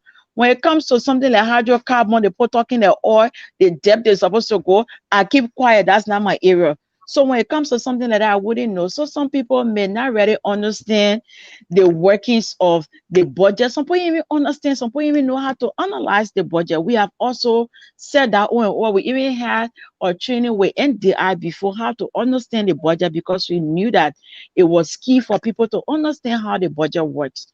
But not everybody got authority on that. Some people just there, they want to see the salary, whatever you say to them, that's what they take for face value, or they don't really understand it. So if somebody from that backdrop says that I really don't understand, or I really didn't see it or no, I can tell you that it won't be a lie. It won't be a lie. Okay, just hold on 1 second. We're going to take maybe 5 calls, and then we're going to call it a day here. Okay. Okay. Okay. Okay. Caller, are you there? Yes, I'm here. Okay, quickly here, 30 seconds. What's your question to the honorable woman? And then maybe we'll accommodate only like 5 questions here most. Should be Okay. Go ahead. Thank you, Honorable, and thanks for your service also. I'll just be quick. I just want to know the definition of legislative engagement, not the one as described in dictionary, but the one as described by the body of senators or representatives in Liberia. Number one. Number two, don't you think false promises made to uneducated, uninformed, and then unsuspected constituents will bring this kind of expectation that you are the one responsible for their daily meals? Do you think that's a problem for that? Thank you very much, and I appreciate you very much. Okay, thank you. Yes. So the legislative engagement, as I said, I think I broke it down, but I will reiterate. Mondays are days set aside for leadership committee meetings. I'm on leadership. Tuesday for session. Wednesday for committee hearings, public hearing. Thursday session. Friday for constituency visitation. There where you go into your district, you meet with your people, you have meetings with them to know the plight of the people, to come and be able to advocate for them, whether you will do it through the budget, through the relevant institution, or on your own, but you need to interact with the people. So that's the legislative engagement. So as I said earlier, for me, I will use myself as a case study. I have the Kakata bill, I have the plantation bill. You cannot take the people from the Kakata and carry them to the plantation. So it will be so costly. Sometimes I try to balance it and break them into segments. You have maybe like 23 divisions. I need to have meeting, maybe break them down to 5 at a time to ensure that my message get across. Those are part of the legislative engagement. The media will have to be present to take maybe pictorial evidence to come and make your case on the need of that community based on what you were told, so that people can see how urgent it is or how important it is. So that's what we call a legislative engagement. And then the second question that he asked, if I got him right, it is not something that we need to make the people to believe that or to understand that it is not our function. I said it here earlier that I'm even guilty of that because I met it and I continue it, but we need to educate the people. So every time I talk to the media, I talk to international partners, I say, please, we need to have civic education for our people. We need an independent body that will go and educate the people, because if you find me as a lawmaker telling them that this is not a function of a lawmaker, and you find another lawmaker doing what I'm opposing to, they see it as me being tight-handed. I just don't want to help them. So we need an independent body to educate them on the actual function of the lawmaker. It is wrong. My man died, my woman just delayed, my woman imping. You impregnate your woman, she was imping from 1 month to 9 months, but she imping, she need to pack her bag. Her bag is not even available. I'm telling you, those are some of the things that I'm doing currently. Is it the right thing to do? No. But when I see the women imping, and I know where all their be better bag pack, the basic things that's supposed to be in bag, my brother, they will not go. So nowadays, if you watch my Facebook page, soon they get imping, they run to my house in the district and they will call. So I'm ashamed to say it, but that's the reality. I got bears packing. By the time they call, even got hard number about telephone hotline. Our man imping now they beg. Because the people, you won't believe that the people will be at CH Rainy waiting to give birth, and the nurses, they got to protect themselves. No Dettol, nothing that they need available. So they will not touch them. Then they start to have complications. But is it right? No, it is not right. But collectively, we need to change the narrative. So my brother, it is not right. We need to change it. You all help us. Me, I'm appealing to you. I want equal bushing, yeah, brother. You all help us to change the mindset of the people. Okay, let's go to the other caller here. We're going to be wrapping up very shortly. It's a fascinating question. This number 267-4725, I believe, from Philadelphia. Caller, what's your name and where you calling from? Yeah, so there is Hamilton Zilli calling from Pennsylvania. Okay, Mr. Zilli, one of our primetime listeners and follower. Yeah. Okay, Mr. Zilli, what's on your mind? What's your question to the honorable woman? Yeah, I just want to make some comment. I really admire the lawmaker in studio, or in studio there, and she's kind of honest. She's genuine, and because many of our lawmakers, they are interested in political expediency. Right. Now, you see, you agree with me that even at the higher level, even at the upper house, there are senators. Now, one of the reasons why I'm telling you, I was listening to Sir Joseph the other day on Spoon. He was talking about cutting down salary. He was talking about who will do XYZ. All derived from, because when they went out there to the people, they told the people, I will build a house, I will do this for you. And I mean, they need to be very genuine. Even when they go out there to campaign, they need to tell the people they are wrong. If the people don't vote for them, well, that's it. But you see, many of the lawmakers, they are only interested in what they can get. What is those are those are key positions, whether the speaker, the president pro tem. They're only interested when you talk about the budget. When you get a budget for you, the student not a budget, but they're only interested. Their personal, like she rather said, their personal budget, what coming to the show, they will sweep them past the law. They don't even want to do anything to say what is there for our people. You're only interested in what they get. And the only thing concerning, don't get your pressure. Oh, we get insurance. I know that lawmakers, some of them, they don't have that expertise in certain areas. But this is the reason why you need to get people on board, your staff, to be professional people. People in finance, people in political affairs, people in law, so that they will inform you so as to be able to take decisions that will affect the life of the people. So if you don't have, professional people. You just take anybody from anywhere, you say, because you just want to get somebody a job, or someone who help you to get up to office.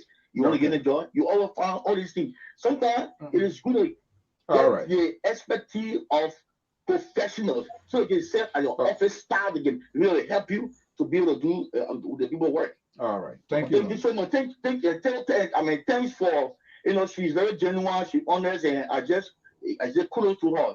Yeah. Thank you so much. All right. Yeah. Thank you. Yeah. Let me just say something to him so his pressure can come down a little bit, right? You see, that place is a complete, it's a complete, I don't want him to lose sleep over it, but that place is a complete political theater. It has to do with it's okay, it's a political theater, that things that are done, if you are not careful, you become frustrated, because even in the house, some of us, we are internally displaced. What do I mean? If it comes to working and other things, my colleague who understands that this is her background, we need to work together, they will call me. But when it comes to voting, right, I'm not on a meeting on ways, means, and finance that has to do with accounting or math or finance or whatever, even though that's where I have more knowledge. I'm not on a committee on banking and currency, even though somebody will say, well, former banker, blah, blah, blah. Most of my colleagues were my customers, they were my clients, because I used to deal with hard net worth individuals. I used to manage them before we became colleagues. So it was amazing to know that I am not there.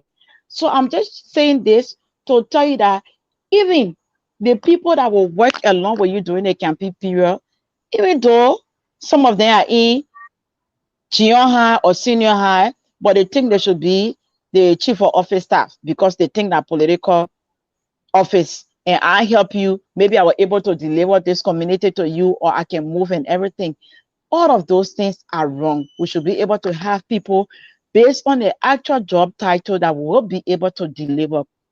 But where do we start from? We should be able to start from us, the head, that listen. I tell you, let me just say this here. When we got elected, when I went to office, they asked me for my CV. So I'm like, but why are they asking me for my CV?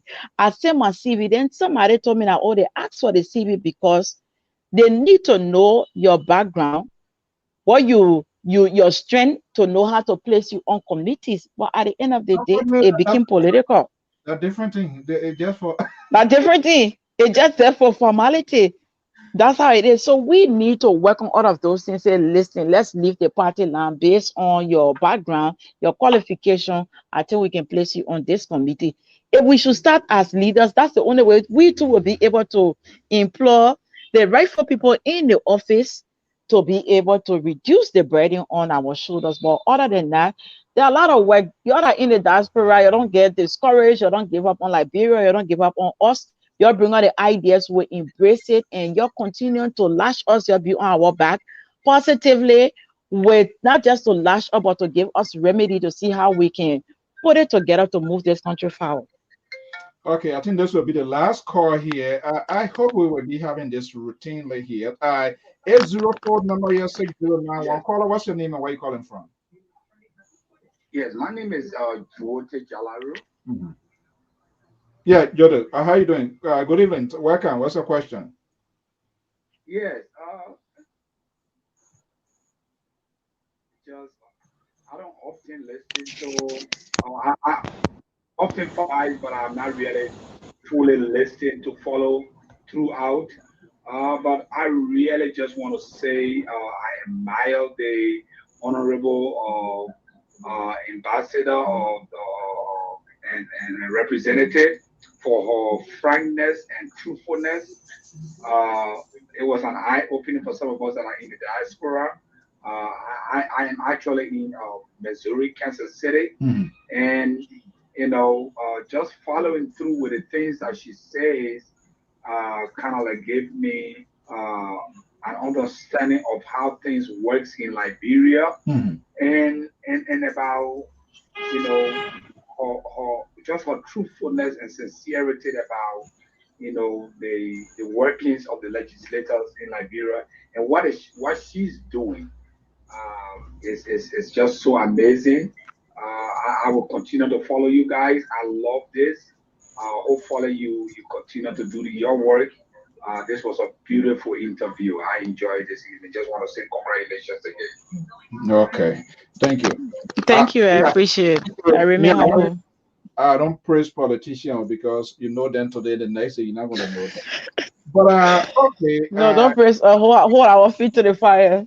yeah, but and that's what I was so surprised, and we have to mention it to my audience because most of the people, sometimes our honorable other officials, when we call them, we talk to them, we put the cards before them, come because Haida come here today, we won't. I won't even know, and other won't even know. Like Oh some of the, yeah, so they won't know, you know. But some of them that's will. true. Some of them promise, and then they talk to other people. Okay, maybe that place is not it's not one of us. It's not in our favors, or they have to ask. Oh my goodness, this phone line will not start. This is the most liberal on this network here. So if I don't pick the call, or he will think I can't turn his voice. The liberal. Yeah, good evening, Mr. Soul. Good evening. Welcome. Thank you. I hope the representative is still there. She's here. You Yes, want that? I'm still here, sir. No, not tonight. I'm still here. Go ahead. But on a very serious note, Mr. So once in a blue moon, LPR will come out with these dynamic speaker that when they're talking, even just about that, like to interrupt and yell and think you're very quiet. And I think this is one of these tonight. This young lady, she's amazing. She actually, even if she leaves the representative, she can go and become a teacher. And any student that sits in her class, you will do well because she explained and explained not just in detail, but just for you to find what the color is. Because it seemed like she explained beautifully that you can imagine the color of what is happening. When she talk about taking them from Kagata to plantation, which is Firestone, you can just imagine the rubber trees and all. It's just beautiful. I just want to tell her thank you, and I hope that we can find many of you to do what is good for our country. Because I think with you in leadership, I think we will do well. The sad thing is, those who have no interest to move this country forward will not, and I say not, and of course I'm not God, but will not allow people like you to take true leadership because they know when they do, they themselves will be in the background because they got nothing to offer. But I want to thank you very much. Your contribution to Margibi is outstanding. And I want to thank you very much. And we also ask you, please. What a CDC professor. I wish. What a CDC professor. I wish you were kind here, our analyst. Maybe Thank you. We'll talk about that. We'll profile the corpus. I will deal with you, the CDC professor, and the center right later on in the evening. Okay, you are crossing the red line now. Bye bye. You are crossing the red line. So please, don't liberal.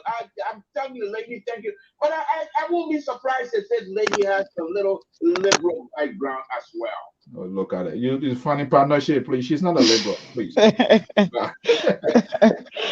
you. I appreciate it. Thank you.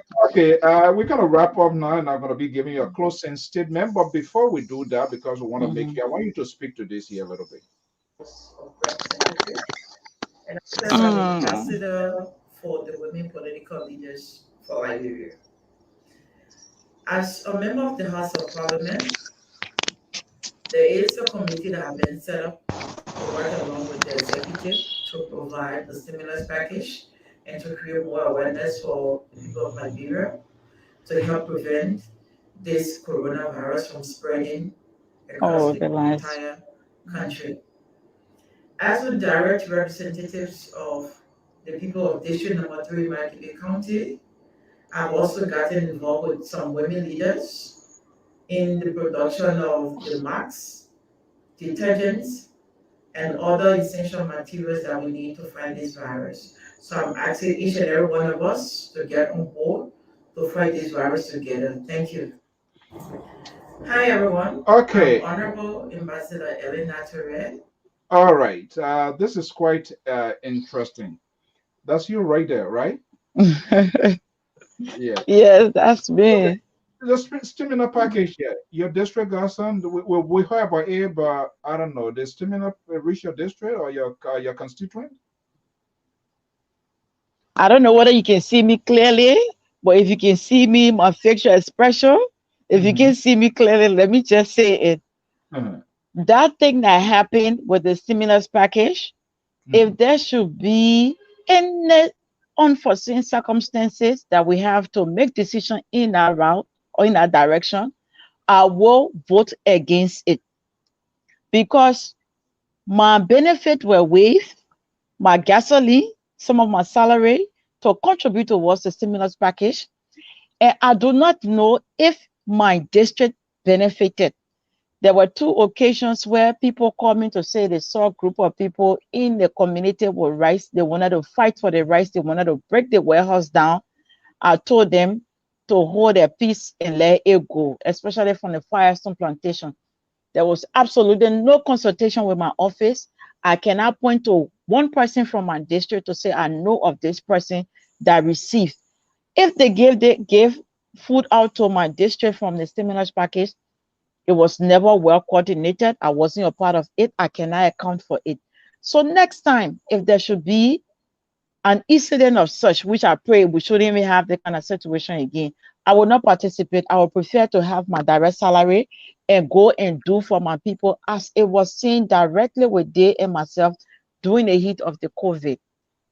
That whole stimulus package, I do not like to think about it. I consider it as a mistake on my part for even voting for it.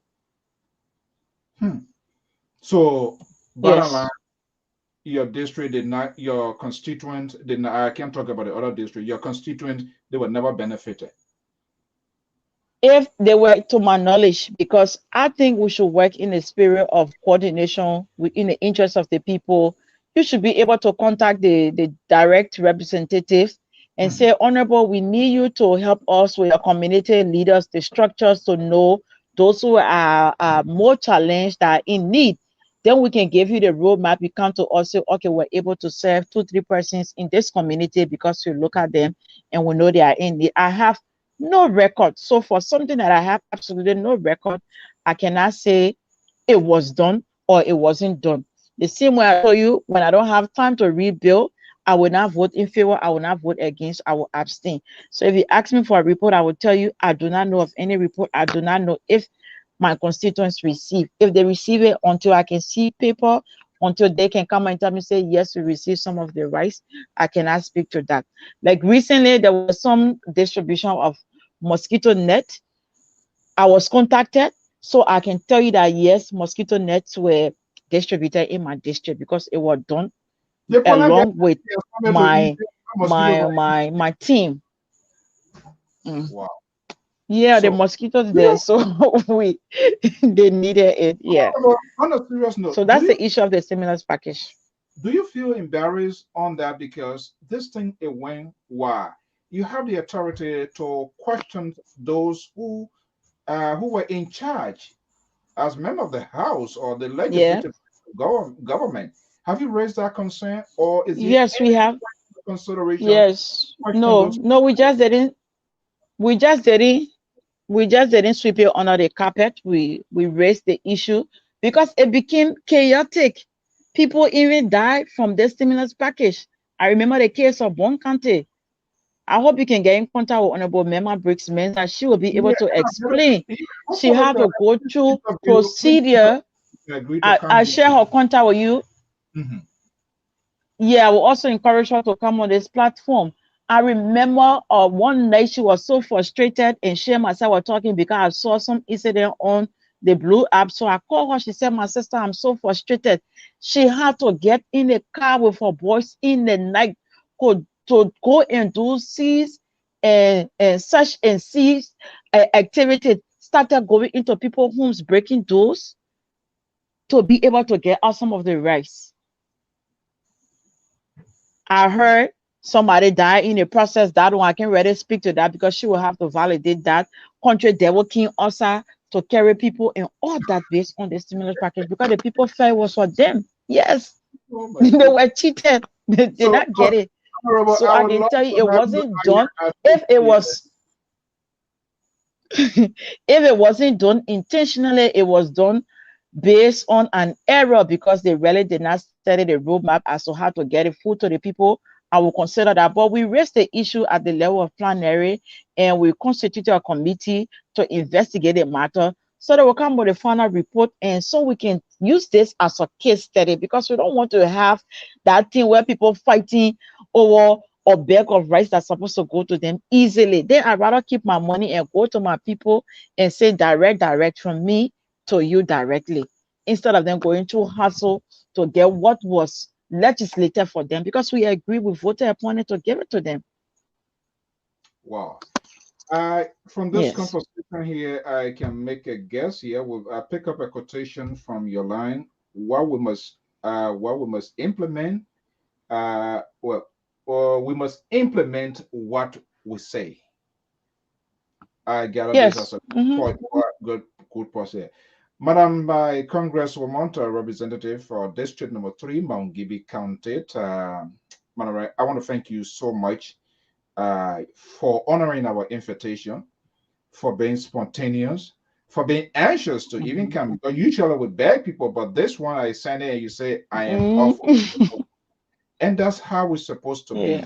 I don't have to agree with you. I don't have to be part of your party. But when we have this sort of conversation, civil conversation, not my cause, not power cause. I disagree. You disagree. Of course. I think we can better make Liberia. I believe it was very informative. It was well educated. I got a better insight of this 15K, 30K, whatever K.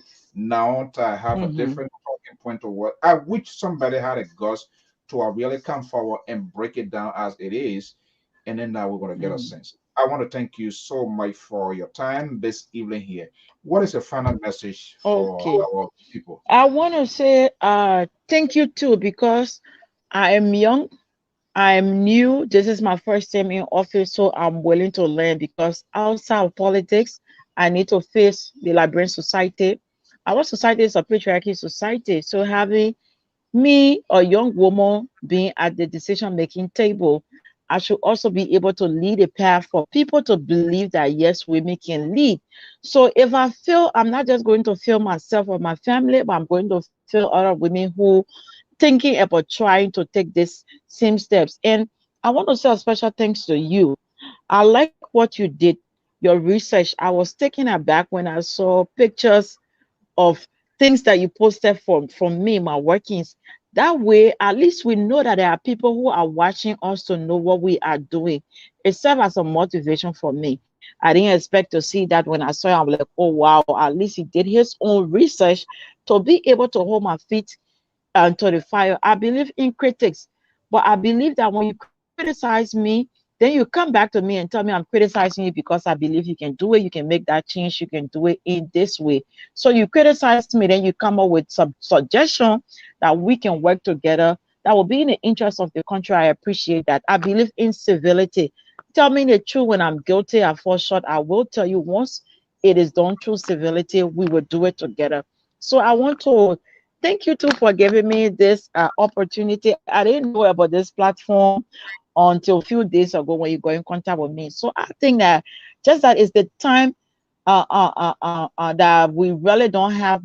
Every time I have the time, I want to talk to the people, explain to them so they get to know how we are working, where we're making errors. I believe that's how you will be able to tell some of the things that we need to change. But if we don't talk it out, if we don't get to know, we wouldn't know how to move. And let me say to you, I keep saying something, that whatever you do it to the best of your ability, because you never know when you are on the world stage and who's watching. So always bear in mind.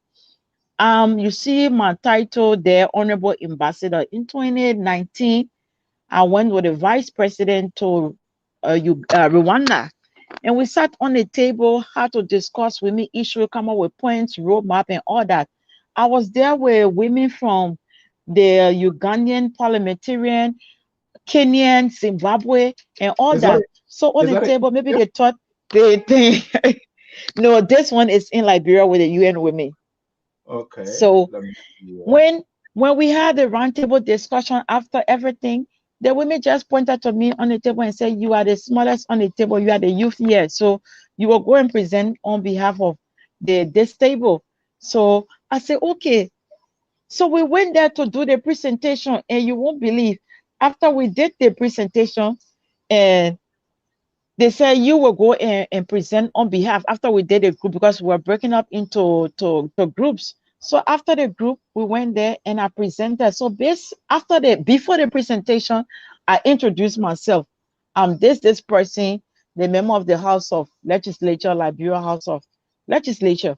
And they were like, oh wow, when I came back on the table, you're so young. Why you didn't tell us you're our colleague? And we were just pushing you around like one youth. And you did so well.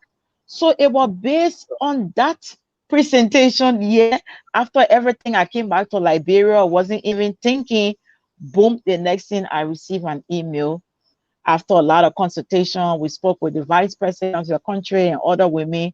You have been selected to serve as the ambassador, the women political leaders ambassador for Liberia.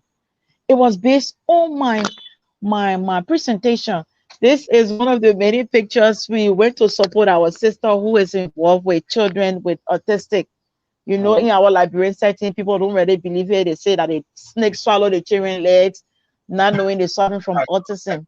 So that one of the programs I attended with Wow. the VP. Yes, that's true.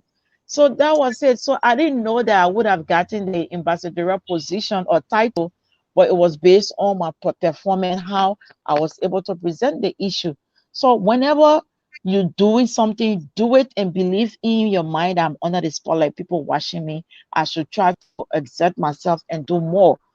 So that way you tend to be objective, and it's always good to be optimistic. So I want to say thank you again for the opportunity.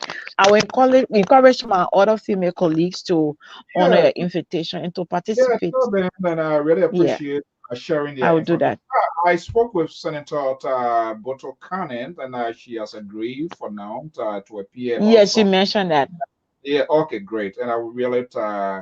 because so I mentioned her name. So okay, we can like, okay, but Senator we've been talking all along. So again, we don't blame them because sometimes these people can All our right. leaders can we can disagree and the way people do things too, so that apprehension is there.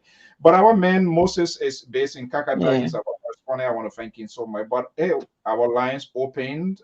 Please we'll share our Okay. your address so that you will share some of the things that you're doing, and we can have it posted on the website. And feel free anytime Okay. if you want us to have a conversation here, let us know. The door will remain open. Thank you so much. All right. Thank you so much. I appreciate it again. All right. Bye. All right. Well, I'm Alfonso Zian, sort of the Liberia Public Radio and LPR-TV. I want to thank all of my viewers and listeners across the globe. That was Ambassador Honorable Representative Helen A. Attoh Wreh here, making a first appearance on the Liberia Public Radio LPR-TV. Just sit and watch it. I know it hurts you, and I know it's painful. No way to wait, so you have to let go. Your best friend is not your secret in this. Let it go. Your wife is getting married to another man. Your husband are falling in love with another woman. Don't let it bother you. I say let it go. If someone overlook you because you live in zero, if they insult you because you don't have nobody, if you say you will continue to be a zogo, if you say you will continue to be a All right, folks. I want to thank you. It was a fascinating conversation here this afternoon, right here, and we hope to have her here. And we'll continue to make these sort of rounds to reach out to everybody, all players. We will not want to be judgmental to get a sense of what they are doing and to give them the fair share. And that's what information is all about. You cannot, and we will not intend to disproportionate information here. I think I got a lot of insight of what is ongoing. And I think perhaps we'll be making the wrong calculation to put everybody in a basket of deplorable. But it is hard. Capitol Hill, there is a different land by itself. And we hope those that we have elected, whether we voted for or against, they will be able to have the courage Yeah, I think some of them were really burning with aim, taking that 15K or 30K, whatever it is. So now I get to know this was something that's a part of them should be receiving the 400 something change, but he has accumulated and accumulated. And these people at a wrong timing decided to dump this. So it make us to know that they are a bukume and they are people of heartless. They do not have a conscience.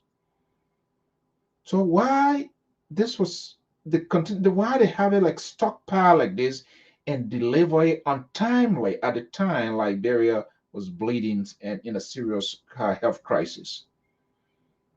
This is why sometimes you have to open up so that people will listen. There are people who will listen. Of course, there are some who will not listen. But it's good to have this conversation and pay keen attention. So there was a lot learned here today. It's a better insight.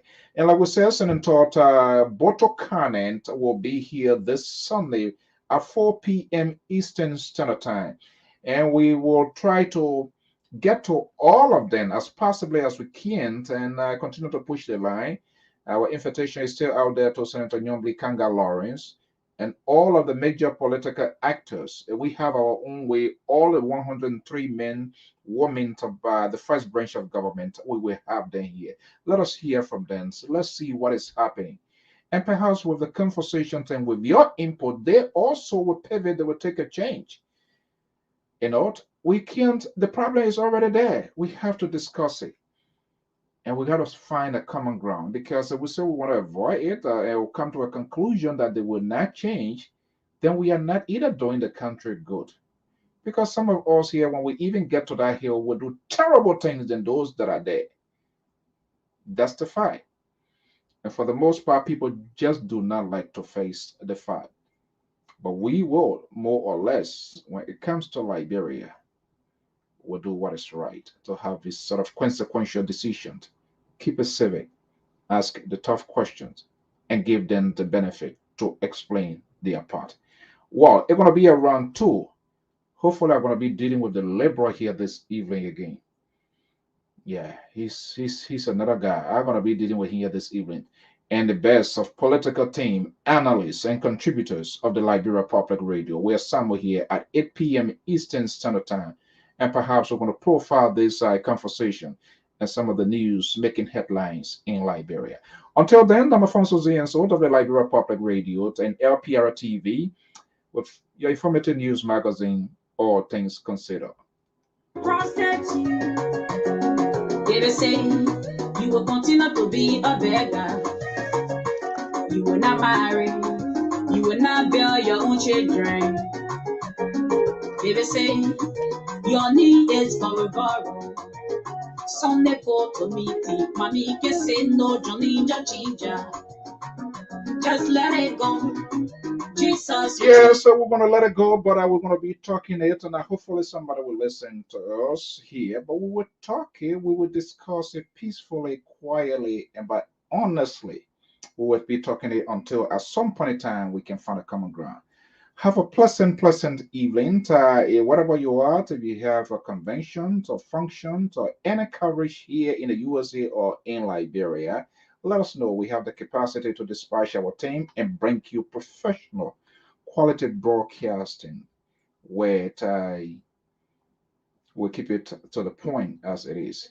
You get a business, you want to advertise, and get in touch with us, call us at Liberia Public Radio 682-433-8802.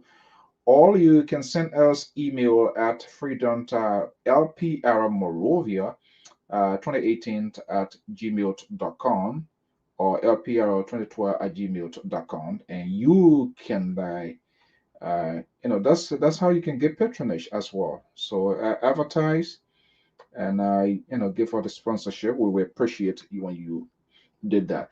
So let's take this live commercial break. As you know, our managing director of the Liberia Public Radio is bereaved, her sister passed, and she will be laid to rest this coming Saturday in Liberia. And so we are doing everything possible to bring you that broadcast, to bring that so the rest of the family outside Liberia will see you. Let's take a quick break, and I will be right back before we wrap up for the rest of the evening.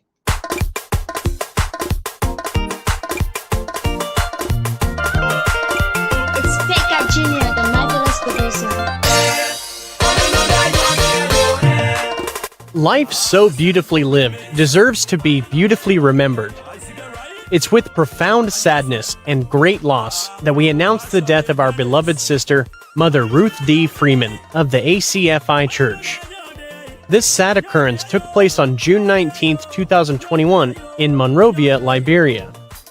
Funeral service of the late Mother Ruth D. Freeman will be held on Saturday, August 7, 2021 at the St. Moses Funeral Parlors from 10 a.m. to 12 p.m. The remains will then be taken to the Dawazon Cemetery in Margibi County for burial. Repast follows at the deceased's residence in Thinker Village, Montserrado County. The late Mother Ruth D. Freeman leaves to mourn her children Pauline Freeman Torr, Queen Freeman, Josephine Freeman Lamina, Lorpu Freeman, and Zarkpa Poor, all of the United States.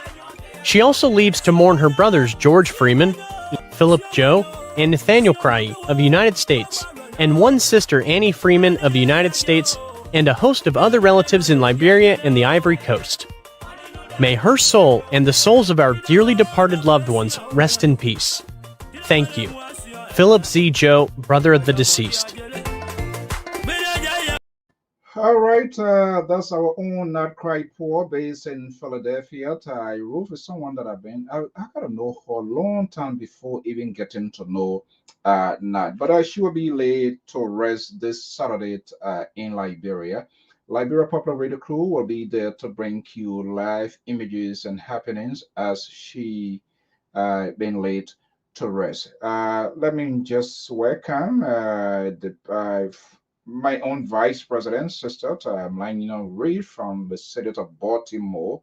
Good that you pop in here. And President Comfort Shelu Soba is the president of the National Sister Bond in the USA, is currently in Liberia. Our prayers and thought goes out to you. We want to say thank you for giving us the opportunity to form part of the homegoing of your daughter recently here with us at Liberia Popular Radio. Our prayers and thoughts, and hopefully everything is okay with you. Not okay because it's going to be a long healing process, but I will pray that the divine intervention of God be it upon you. Until then, folks, we'll be right back here this evening with the best of political commentators and analysts. The liberal, the man from Totan, he's going to be joining us.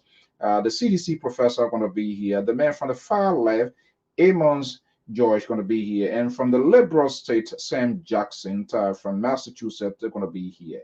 Have a pleasant evening by God's willing. And I will be back here by 8 p.m. in the final editions of today's program. Your people are suffering, lying in the hospital, suffering from all kinds of sickness, Lord. Lord, help them. That sickness that reviving you, I say, let it go.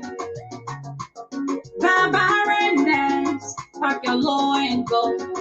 Living the life of joblessness, let it go.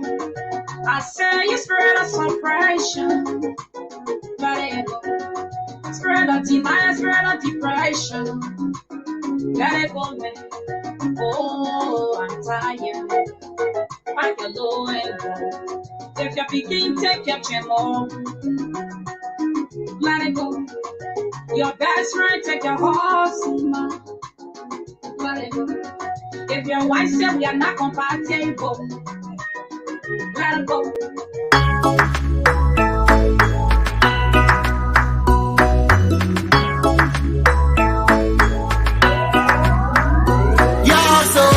Everybody, everything's going bad. The situation getting worse. Everybody in the country getting mad. Dishonesty, poverty on the rise. The leaders them making empty promises. Promises with no damn strategies. Yeah, this is better days, money in the pockets. Oh, after holidays only for the bosses. Yeah, there's a better days, money in your pockets. Oh, after holidays only for the bosses.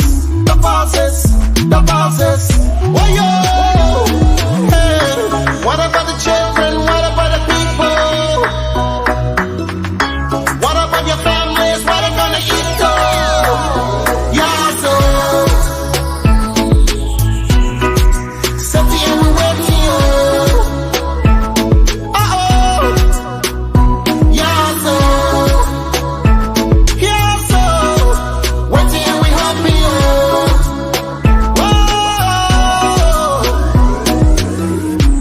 They don't really care about you. They don't care, my people, it's true. They don't want to see you break through. The whole country's getting confused. Corruption, no questions. The country's going in the wrong direction. Leaders, I barely many mentions. We don't know where the money come from.